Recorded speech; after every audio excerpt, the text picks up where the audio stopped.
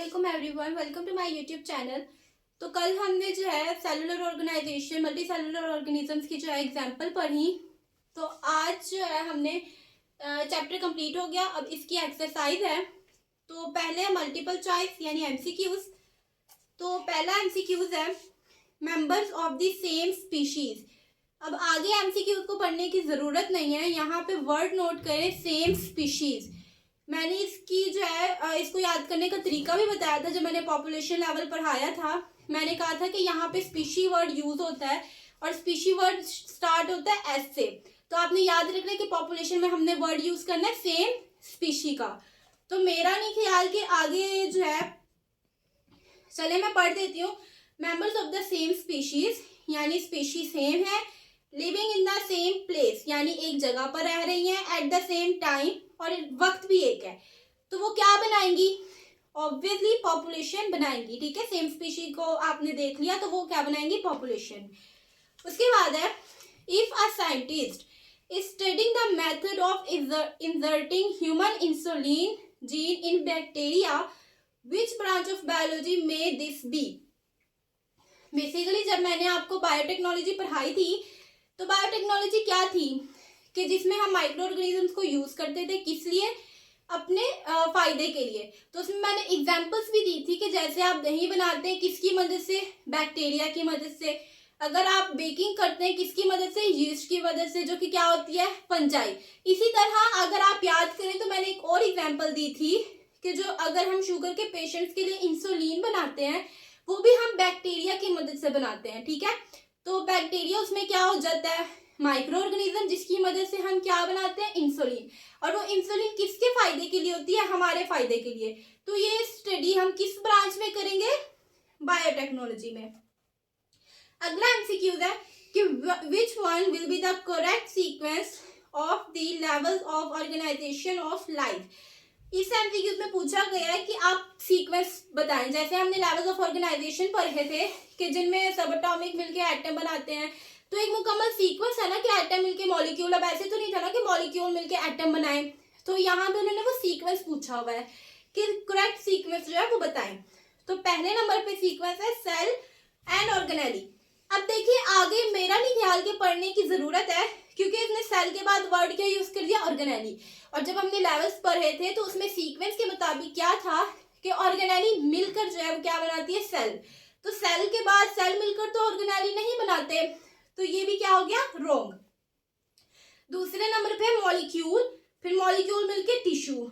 ठीक है, हाँ मॉलिक्यूल मिलके क्या बनाते हैं? नहीं, मॉलिक्यूल मिलके टिश्यू, ये भी रॉन्ग हो गया। क्यों?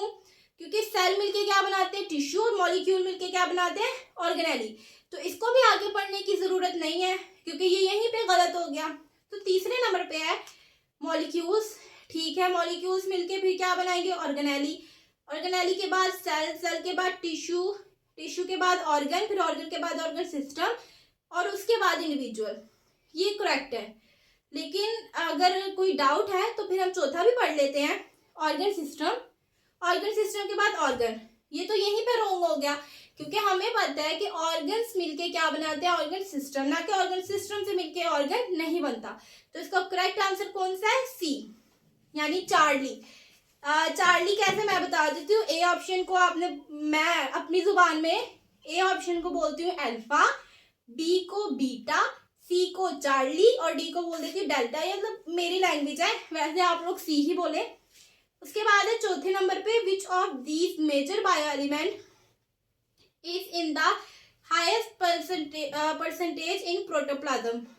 बेसिकली ये सेल में बायो एलिमेंट्स मैंने पढ़ाए थे। ठीक है, उनको मैंने याद करने की कुछ टेक्निक भी बताई थी, याद आया हो तो, जिसमें मैंने कुछ सेंटेंस बताए थे और फिर साथ में उनकी परसेंटेज याद करने का भी तरीका बताया था। तो जब हमने वो पढ़ा तो उसमें मैंने बताया था कि ऑक्सीजन, ठीक है, ऑक्सीजन की परसेंटेज क्या थी? सबसे ज्यादा। मैं यहाँ पे दोबारा लिख देती हूँ वो टेक्निक क्या थी? Obama change his new cap. ठीक है, ये मैंने एक सेंटेंस बनाया था जो कि क्या थे? मेजर बायो एलिमेंट्स, जिनमें से मैंने कहा ओ ले ले ओबामा का तो क्या बन जाएगा? ऑक्सीजन। यहां से सी ले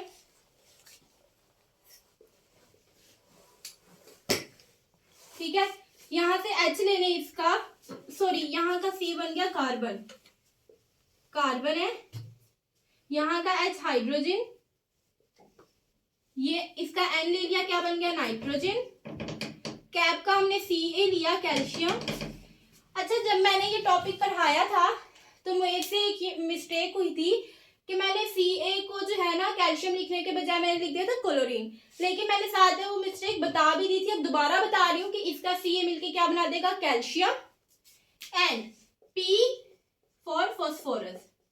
फिर साथ में मैंने इसकी परसेंटेज बताई थी, कैसे याद कर सकते हैं, हमने लास्ट से जो है स्टार्ट करना है। तो डिजिट्स में, मैथमेटिक्स डिजिट्स में पहले नंबर पे आता है 1, इसके साथ 1 लिख दिया, फिर 2 लिख दिया, 3 लिख दिया। अब ऐसा नहीं कि यहाँ पे मैं 4 लिख दूंगी, एक सेकेंड, सॉरी,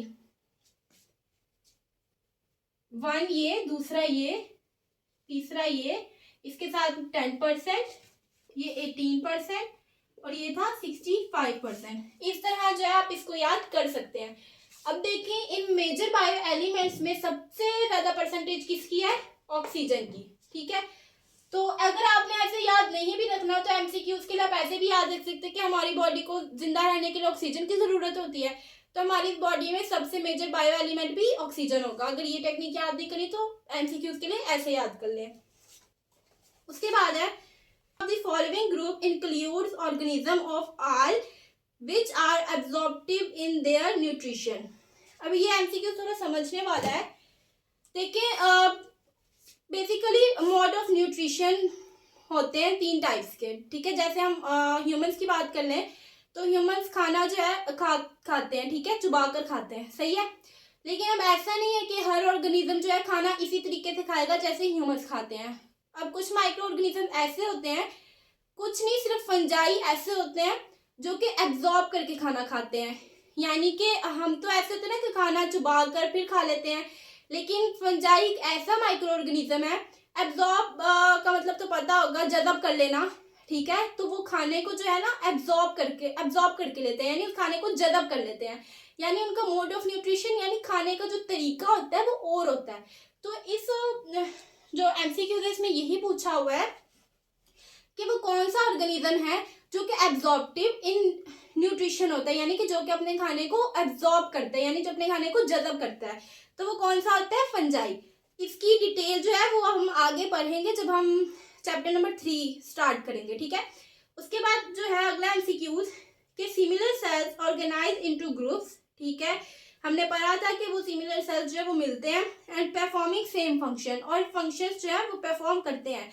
तो सेल्स मिलके क्या बनाते हैं, हमने लेवल्स को अगर स्टडी किया, उसको अगर आप जो है रिवाइंड करें अपने दिमाग में, तो सेल्स मिलके क्या बनाते हैं, टिश्यूज।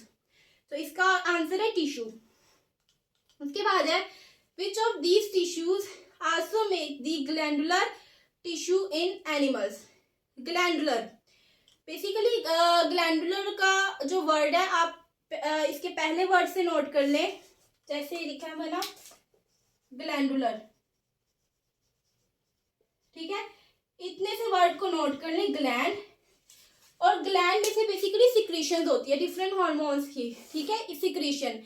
अब मैंने जब टिश्यूज समझाए थे तो कौन से टिश्यूज जो थे वो सिक्रीशन करते थे, या आप स्टोमक वाला अगर आप याद करें ऑर्गन, तो उसमें जो है कौन सा टिश्यू जो है वो गैस्ट्रिक जूस को सीक्रेट करता था, वो था एपिथेलियल टिश्यू। तो इसका आंसर है एपिथेलियल टिश्यू। उसके बाद है the level of organisation that is less definite in plant is. अब जब हमने ऑर्गन सिस्टम पढ़ा उसमें हमने जो है बात पढ़ी थी कि जो ऑर्गन्स होते हैं, ऑर्गन सिस्टम होते हैं, वो लेस डेवलप होता है इन प्लांट्स में। क्यों होता है ये भी हमने पढ़ा था, क्योंकि जो ह्यूमंस होते हैं उनके फंक्शंस जो होते हैं, इनकी एक्टिविटीज ज़्यादा होती हैं बनिस्बत प्लांट्स के। तो ह्यूमंस को ज़्यादा ऑर्गन्स की ज़रूरत है, जबकि प्लांट्स को ज़्यादा ऑर्गन्स की ज़रूरत नहीं है। इसीलिए उनमें प्लांट्स में ऑर्गन्स भी कम पाए जाते हैं। वो ऑर्गन्स उनके कौन कौन से होते हैं, रूट्स होते हैं, शूट्स और स्टेम्स, ये उनके ऑर्गन होते हैं। और उनमें जो एक ही सिस्टम पाया जाता है वो कौन सा सिस्टम होता है, रूट सिस्टम। और कोई ऑर्गन सिस्टम प्लांट्स में नहीं पाया जाता। तो इसका आंसर क्या आएगा, ऑर्गन सिस्टम लेवल, ठीक है। उसके बाद है what is true about Volvox. Volvox हमने बेसिकली अभी पहले ही पढ़ा है, जब हमने जो है सेलुलर ऑर्गेनाइजेशन पढ़ा था। तो वॉल्वक्स क्या है? Unicellular prokaryote. यूनिसेलुलर मतलब जिसमें एक सेल हो। हाँ ठीक है, ये तो हमने पढ़ा था कि वॉल्वक्स जो है उनमें होता तो एक ही सेल है, लेकिन वो मिलके जो है वो क्या बना देते हैं? कॉलोनी। अब आगे वर्ड लिखा हुआ है प्रोकैरियोट। अब प्रोकैरियोट का मतलब मैंने बताया था कि जिसमें न्यूक्लियस जो है वो प्रोमिनेंट ना हो। तो इसकी एग्जांपल प्रोकैरियोट्स की हमने पढ़ी थी बैक्टीरिया, क्योंकि बैक्टीरिया साइंस के मुताबिक दुनिया में सबसे पहले आने वाला सेल कौन सा है? बैक्टीरिया। तो वक्त के साथ मॉडिफिकेशन होती गई, पहले उसमें न्यूक्लियस प्रोमिनेंट नहीं था, फिर मॉडिफिकेशन हुई, फिर उसमें न्यूक्लियस जो है प्रोमिनेंट हुआ। तो बेसिकली देखा जाए प्रोकैरियोट्स की एग्जांपल में होती है बैक्टीरिया, और वॉल्वक्स किसकी जो है एग्जांपल है? ग्रीन एल्गी की। तो ये प्रोकैरियोट्स नहीं है। दूसरे नंबर पे है यूनिसेलुलर यूकैरियोट, यानी यूनिसेलुलर यूकैरियोट। ये ठीक लग रहा होगा लेकिन ये ठीक नहीं है, क्योंकि अगर हम तीसरा पर देखें तो वो है कॉलोनियल यूकैरियोट, और ये वाला ठीक है क्योंकि वॉल्वक्स बेसिकली ग्रीन एल्गी होती है, तो जब वो मिल जाती है फिर वो कॉलोनी बनाती है, जिसको हम क्या कहते हैं? वॉल्वक्स। तो इसका आंसर है चार्ली, मतलब सी। उसके बाद है when we study the feeding relations among different animal species of a forest। अब आगे पढ़ने की जरूरत नहीं है, अगर आप यहाँ पे एक वर्ड को नोट करें फॉरेस्ट, फिर अब याद करें कि हमने लेवल्स ऑफ ऑर्गेनाइजेशन में फॉरेस्ट का कहाँ जिक्र किया था? वहां हमने पढ़ा था ये कम्युनिटी में। तो आप गैर देखे फॉरेस्ट को आपने देख लिया, तो उसके बाद आप किस में लगा लें? कम्युनिटी में। अच्छा, जब मैंने कम्युनिटी लेवल पर आया था वहां पे एक बात जो थी वो मैंने नहीं बताई, जिसमें सिंपल कम्युनिटी की एग्जांपल दी हुई थी कि आप fallen log with with some populations under 8। ठीक है, वो एग्जांपल थी। बेसिकली फॉलन लॉग जो है एक ऐसे ट्री को बोला जाता है जिसकी जो ब्रांचेस होती हैं, यानी जिसकी जो शाखें या जिसके जो तने होते हैं वो गिरे हुए होते हैं, यानी वो जमीन को छू रहे होते हैं। ऐसे दरख्त को हम क्या कहते हैं? Fallen log. तो उसने कहा कि एक दरख्त के नीचे की जो कम्युनिटी होती है, कितनी को कम्युनिटी होगी एक दरख्त के नीचे? ज्यादा से ज्यादा एक दरख्त के नीचे छोटे छोटे से कोई पौधे हो जाएंगे, कोई इंसेक्ट्स हो जाएंगे, ठीक है, या फिर हाँ इतनी सी पॉपुलेशन ही होती है एक दरख्त के नीचे। तो ये भी एक सिंपल कम्युनिटी की क्या थी? एग्जाम्पल। ये एमसीक्यूज कंप्लीट हो गए। आगे क्वेश्चन है, कॉन्सेप्चुअल क्वेश्चन है आगे, वो भी सारे वही हैं जो हमने पढ़े हुए हैं, ठीक है, बस इनकी वर्डिंग चेंज हुई हुई है। बेसिकली बोर्ड में भी जो क्वेश्चंस आते हैं कॉन्सेप्चुअल क्वेश्चंस, तो बच्चों को लगता है कि ये कॉन्सेप्चुअल है, ये हमने पढ़े ही नहीं हुए।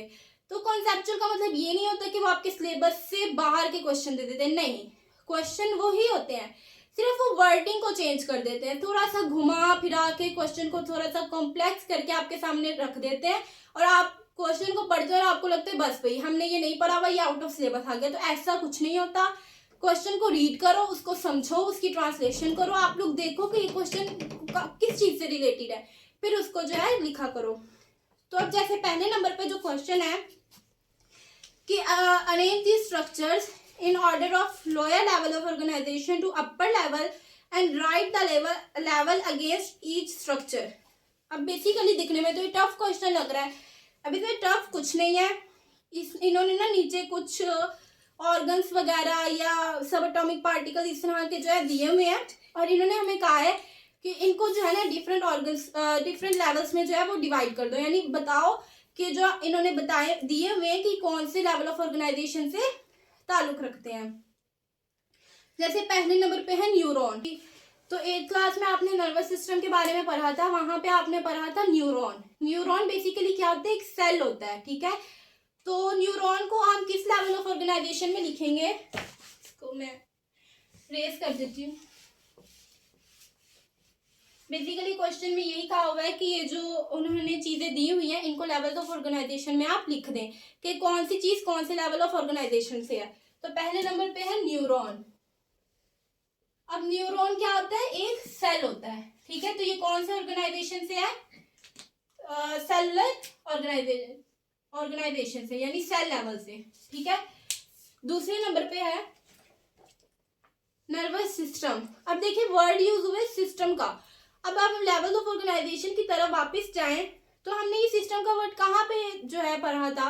याद करें तो ऑर्गन एंड ऑर्गन सिस्टम, ठीक है। तो नर्वस सिस्टम को पढ़ते ही हमारे दिमाग में क्या चीज आ गई? Organ system. तो नर्वस सिस्टम को हम कौन से लेवल पे लिख सकते हैं? नर्वस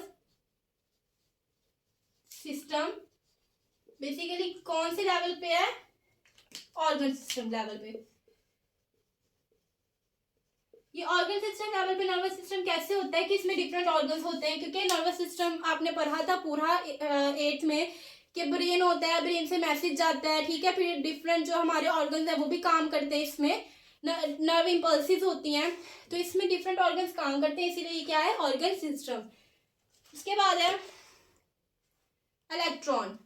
हमने सब एटॉमिक पार्टिकल्स पढ़ा था, तो उसमें 3 हमने फंडामेंटल पार्टिकल्स पढ़े थे, इलेक्ट्रॉन, प्रोटॉन एंड न्यूट्रॉन। तो इलेक्ट्रॉन को हम किस लेवल में लिख सकते हैं? ऑब्वियसली दिमाग काम करे तो इसको हम सब एटॉमिक पार्टिकल्स में लिख सकते हैं, यानी सब एटॉमिक लेवल पर। उसके बाद है मैन। मैन यानी इंसान। तो हमने जब लेवल्स पढ़े थे, हमने कहा था ऑर्गन सिस्टम मिलके क्या बना देती है? इंडिविजुअल। इंडिविजुअल यानी फर्द। अब वो फर्द कोई भी हो सकता है, यानी वो ह्यूमंस में भी हो सकता है, वो एनिमल में भी कोई हो सकता है। तो यहाँ पे मैन लिखा हुआ है, मैन क्या होता है? बेसिकली एक पूरा फर्द होता है, तो ये इंडिविजुअल लेवल का है। उसके बाद है मैस ऑफ न्यूरॉन्स, ठीक है, वर्ड पे गौर करना है, मैस ऑफ न्यूरॉन्स, यानी इसमें खाली एक न्यूरॉन, न्यूरॉन क्या होता है? एक सेल, ठीक है। अब इसमें खाली एक सेल नहीं है, मैस ऑफ न्यूरॉन्स यानी बहुत सारे न्यूरॉन्स हैं। फिर हमने पढ़ा था लेवल सेल को कि एक सेल हो तो वो सेलुलर लेवल था, ठीक है, और एक से ज्यादा सेल मिलके क्या बना देते थे? टिश्यू। तो न्यूरॉन एक सेल है, यहाँ पे लफ्ज यूज हुए न्यूरॉन्स, ठीक है, ज्यादा हो गए तो सेल ने मिलकर क्या बना दिया? टिश्यू। तो मैस ऑफ न्यूरॉन्स को हम कौन से लेवल पे लिख सकते हैं? टिश्यू लेवल पे। उसके बाद है कार्बन। अभी मैंने थोड़ी देर पहले बायो एलिमेंट्स भी लिखे थे, तो उनमें क्या आया था? कार्बन, ठीक है। तो इसको हम कौन से लेवल पे लिख सकते हैं? एटॉमिक लेवल पे, क्योंकि ये क्या है? एक एलिमेंट। उसके बाद है माइटोकॉन्ड्रिया। इसकी हमने एग्जांपल पढ़ी थी, क्या है? ऑर्गेनेली। तो इसको हम ऑर्गेनेली लेवल पे लिख सकते हैं। उसके बाद है ब्रेन। ब्रेन बेसिकली क्या है? एक ऑर्गन है, तो इसको हमने ऑर्गन लेवल पर लिखना है। उसके बाद है प्रोटीन, ठीक है। प्रोटीन क्या था? एक मॉलिक्यूल था। हमने दो टाइप्स ऑफ मॉलिक्यूल पढ़े थे, एक था माइक्रो, एक था मैक्रो मॉलिक्यूल्स। तो ये मैक्रो मॉलिक्यूल है प्रोटीन, और मॉलिक्यूल्स मिलके क्या बनाते हैं? ऑर्गेनेली। तो बेसिकली इसको प्रोटीन को हम किस लेवल पे लिखेंगे? मॉलिक्यूलर लेवल पे। ये था पहला क्वेश्चन। उसके बाद अगला क्वेश्चन है how would you define biology, यानी आप बायोलॉजी को कैसे डिफाइन कर सकते हैं? And relate it with its major divisions. यहाँ पे बेसिकली बायोलॉजी की डिफाइन पूछी है और उसकी मेजर डिविजन्स कौन कौन सी थी? 3 मेजर डिविजन्स हमने पढ़ी थी, जूलॉजी, बॉटनी एंड माइक्रोबायोलॉजी। तो ये 3 जो है डिविजन्स है। उसके बाद है ड्रॉ अ टेबल। अब वो ये नहीं कह रहा कि आप टेबल बना दें, आगे सुने, वो कह रहा है showing the branches of biology and the studies these deal with. Basically यहाँ पे जो क्वेश्चन है, आप देखिए वर्डिंग को चेंज किया हुआ है, लेकिन अगर इसको हम आसान वर्डिंग में पूछे तो यहाँ पे उसने कुछ भी नहीं कहा। उसने कहा हुआ है कि ब्रांचेस ऑफ बायोलॉजी को लिखें और साथ में उनकी डिफाइन भी लिखें। खाली नेम नहीं लिख देने ब्रांचेस ऑफ बायोलॉजी के, साथ में आपने लिखना भी है कि ये ब्रांच, इस ब्रांच में हम क्या स्टडी करते हैं। तो इस क्वेश्चन में यही है। आगे है give points to advocate that biology is linked with physics, chemistry, mathematics and geography. अब इसको पढ़ें तो पढ़ने में मुश्किल लगता है, लेकिन अगर आप थोड़ा सा अपना दिमाग चलाएं तो यहाँ पे biology is linked with physics, ठीक है। इस तरह के वर्ड को नोट करके आप कॉन्सेप्चुअल क्वेश्चन के आंसर दे सकते हैं। लिंक्ड विद फिजिक्स, तो याद करें हमने रिलेशन विद अदर साइंसेस पढ़ा था बायोलॉजी का, ठीक है। तो ये वही है, ये लॉन्ग क्वेश्चन उन्होंने पूछा हुआ है। उसके बाद है हाउ वुड यू डिस्टिंग्विश का मतलब होता है फर्क करना, the biomolecules from other molecules. Basically यहाँ पे डिफरेंस पूछा हुआ है मॉलिक्यूल्स का और बायोमॉलिक्यूल्स का। अब मॉलिक्यूल्स वैसे तो बहुत सारे मॉलिक्यूल्स होते हैं, जैसे केमिस्ट्री में हम बहुत मॉलिक्यूल्स पढ़ते हैं, लेकिन वो होते हैं मॉलिक्यूल्स, ठीक है, जो डिफरेंट आइटम से मिलके बने हो। अब बायोमॉलिक्यूल्स क्या होते हैं? बायो का मतलब लाइफ, तो ऐसे मॉलिक्यूल्स जो कि लिविंग ऑर्गेनिजम्स में होते हैं उन्हें हम क्या कहते हैं? बायोमॉलिक्यूल। तो ये डिफरेंस था। उसके बाद है what is the criterion. Criterion का मतलब होता है मेयार for classifying a biomolecule as micromolecule और मैक्रोमॉलिक्यूल। बेसिकली इस क्वेश्चन में जो पूछा होगा उन्होंने कहा वो कौन सा मेयार है जिसकी बेसिस पे हम माइक्रोमोलिक्यूल को और मैक्रोमोलिक्यूल के दरमियान डिफरेंस कर सकते हैं। यानी आसान लफ्जों में इन्होंने जो है उसके दरमियान डिफरेंस को पूछा हुआ है, किसके, माइक्रो और मैक्रोमोलिक्यूल के। वो शॉर्ट क्वेश्चन में मैंने आपको बोर्ड पे लिखवाया था कि माइक्रो कौन से जिनका लेस मॉलिक्यूलर वेट और मैक्रो कौन से जिनका ज़्यादा मॉलिक्यूलर वेट। उसके बाद है describe the levels of organisation of life, ये तो लेवल्स ऑफ ऑर्गेनाइजेशन है, ठीक है। उसके बाद है is there any division of labour among the cells of a colony. अब यहाँ पे आप वर्ड को नोट करें तो लिखा हुआ है लेबर। लेबर का मतलब होता है मजदूर। तो हम आप याद करें तो हमने ये लेबर वर्ड कहाँ पढ़ा था, ऑर्गेनेली लेवल में, ठीक है। हमने कहा था ऑर्गेनेलीज जो होती है सेल की क्या होती है, लेबर। तो इसमें बेसिकली ऑर्गेनेली लेवल के बारे में ही पूछा हुआ है। आगे शॉर्ट क्वेश्चंस हैं, बायोटेक्नोलॉजी, हॉर्टिकल्चर और एग्रीकल्चर के बारे में पूछा हुआ है, तो ऑब्वियसली ये सब आपको अब आते होंगे। तो अब हमारा चैप्टर क्या हो गया, कंप्लीट।